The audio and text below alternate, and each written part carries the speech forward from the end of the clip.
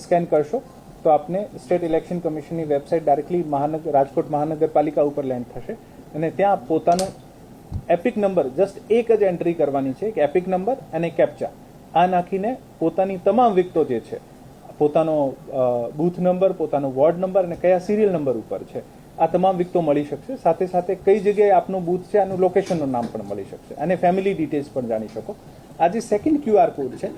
આમાં પોતાનો જેમ આપને બૂથ નંબર અને વોર્ડ નંબર મળી ગયું છે આમ વોર્ડ નંબર મળી ગયું હોય તો પણ આપ ક્લિક કરશો ને આપની લોકેશન આપણે પહેલા QR કોડથી ખબર પડી ગઈ છે આ લોકેશન ડ્રોપડાઉન મેનુમાં આવશે પણ ખરી આપ સર્ચ કરશો અને પોતાના મોબાઈલની લોકેશન ઓન રહેશે તો આપ ગૂગલ લોકેશનનો યુઝ કરીને આ બૂથ સુધી પહોંચી શકશો હું આપના વતી રાજકોટ મહાનગરપાલિકાના ખાસ કરીને તમામ વોટર્સ માટે કારણ કે સિટીમાં જ આ પ્રોબ્લેમ વધારે હોય છે તમામને અપીલ કરું છું કે ઘરે ઘરે સુધી આપનું આ મેસેજ પાસ ઓન થાય કે ઘરે બેઠા આપ પોતાનો મોબાઈલ મારફત આ QR કોડ સ્કેન કરીને આનું PDF આજે અમે મીડિયા ગ્રુપમાં પણ શેર કરીશું આને સ્કેન કરીને આપ પોતાની તમામ વિગતો જે છે આ મેળવી શકો છો જેથી આપને કોઈને એક બૂથથી બીજી બૂથ ઉપર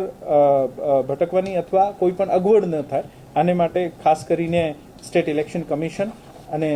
ડિસ્ટ્રિક્ટ ઇલેક્શનની ઓફિસ દ્વારા ચિંતા કરવામાં આવી છે અને આ મેસેજ ત્યાં સુધી પહોંચે આ મારી ખાસ વિનંતી છે